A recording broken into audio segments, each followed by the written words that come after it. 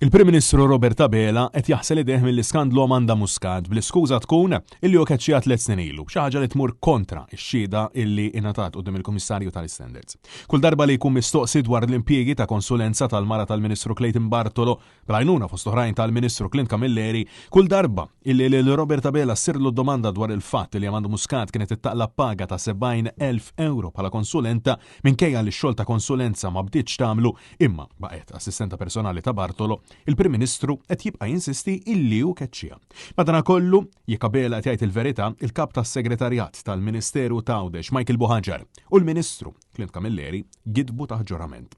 Dan kif meta kienet jiġi mistoqsi mill-Kummissarju għall-Standards x'wassal terminazzjoni tal-kuntratt ta' Amanda Muscat, Buhaġar qal illi dan wasal fit-tmiem tiegħu għaliex ix-xogħol illi kien ngħatala u l-istrateġija li ġiet imnedija kienu tlestu kollha.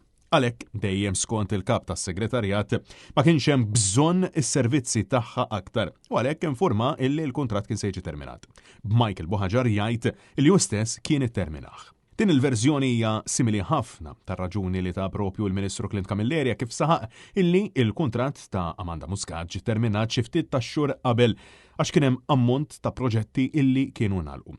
Dan ifisser illi f'din it-taħwida statali bi flus il-poplu il-Prim Ministru jew qed jikdeb jew Clint Camilleri u Michael Buhaġar ma qalux il-verità ta' ġurament.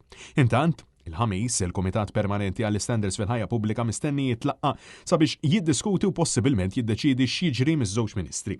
Sħabhom fil-Kumitat huma id-Deputati Laburisti Jonathan Attard u Andy Ellow li illi għajnejn il-poplu jinsabu fuqhom sabiex jażlu bejn l-interess morali u ġust fil-konfront tal-interess ta' Robert Abela. F'dan il-Kumitat Parlamentari hemm dawn iż-żewġ membri tal-Gvern, 2 tal-Oppożizzjoni u l-Speaker u allura f'każ illi l-membri tal-Gvern jiddeċidu illi jimblokkaw l-adozzjoni tar-rapport, allura l-vot ta' Angelo Farrugia ikun deċiżiv.